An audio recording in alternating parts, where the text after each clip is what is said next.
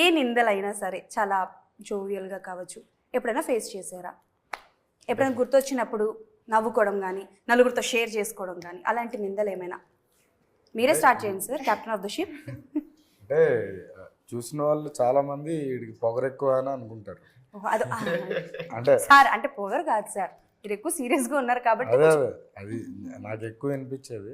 Okay. Even sets లో కూడా ఆయన షార్ట్ అయిపోతే ఆయన ఎక్స్ప్రెషన్ అలానే ఉంటుంది. బేసిక్ గా ఆయన ఒక పోకర్ ఫేస్ మెయింటైన్ చేస్తూ ఉంటారు అనమాట. అంటే ఆయన్ని రీడ్ చేయడం అనేది సెట్స్ లోనే కదా, బయట కూడా ఆయన ఎక్స్ప్రెషన్ రీడ్ చేయాలంటే చాలా కష్టం. అంటే ఆయన బేసిక్ గా movie race గుర్రంలో Shruti Haasan character ఉంటుంది కదా, లోపల ఈయన నిజంగా అలా ఉంటాడు. అది చాలా పెద్ద నింద సార్, మీ మీద పడింది మాత్రం.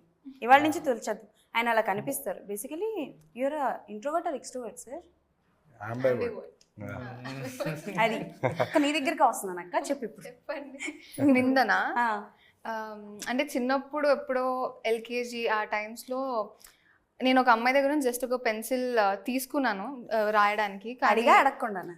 అంటే పక్కనే పక్కనప్పుడు అడిగి తీసుకోవడానికి చిన్నప్పుడు కదా, అవేం తెలీదు. సో అలా తీసుకున్నందుకు నేను ఆమె అంటే ఇలా దొంగలించాను టైప్స్ ఒక సినారియో క్రియేట్ చేసి అప్పుడు మమ్మీ దగ్గరికి వెళ్ళి కంప్లైంట్ ఇచ్చారనమాట. ఆ నింద లైఫ్ లాంగ్ ఉంది. ఆ నింద వల్ల ఒక చెంపదెబ్బ పడింది, అది లైఫ్ లాంగ్ గుర్తుండిపోయింది అనమాట. ఓహో, తమ్నేల్ దొరికింది కదా అది. Okay, done.